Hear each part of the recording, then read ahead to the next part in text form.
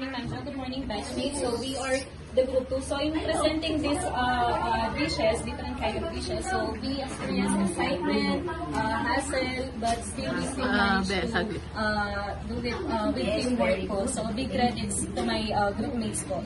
So food presentation refers to the arrangement of food on the plate in a way that makes it appealing to the diner. A plate should engage your diner's senses and draw them into the experience as much as a painting in a gallery does. So in this presentation po, so we create height on the plate, cut neat horizontally, play with textures, use contrasting colors, match presentation to the restaurant theme, choose the right base, server, small portion sizes, and use edible garnishes. So we have 7 major groups of nutrients po, classified into 7 major groups na you can get in eating these foods po. So we have carbohydrates, proteins, fats, vitamins, minerals, dietary fiber, and water. Okay, we are glad to present to you the first menu. It is a egg drop soup. It is tasty, chunky, ever so slightly thickened broth egg, rich in calcium, for strong bones with the following ingredients.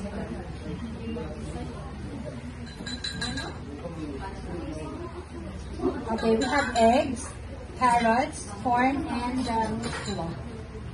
Next is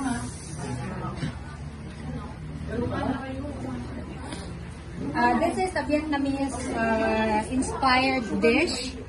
This is Vietnamese roll, and it's made of casing of rice paper filled with shredded mixture of vegetables with pan-fried egg.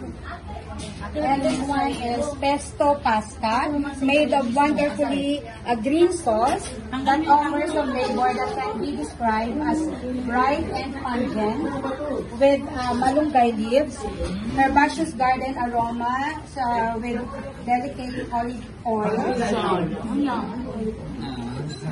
Okay, chicken fillet with salsa, a pat of chicken usually taken from the breast, its boneless pieces, salsa sauce with chopped tomatoes, onions, and peppers. That is commonly served with Mexican, with buttered toasted. Inspired with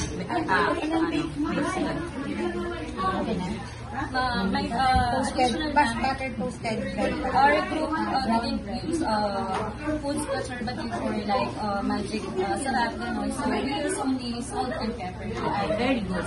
Tapos, pork clubhouse sandwich, slices of bread with 2 layers of meat, slice, cooked poultry, chicken fillet, lettuce, tomato, and cream cheese are the typical ingredients. It is often cut into halves. Ganun po namin siya. For the dessert also, we have the turones. Fried spring roll filled with ripe saba banana, jackfruit, langkapo, and brown sugar. So typically served for merienda afternoon snack or dessert. So turon has the perfect blend of flavor and texture added with caramelized sugar and sesame seed to add sweetness. And last po is the blue turnip. So ma'am, blue turnip is a strong source of antioxidant po.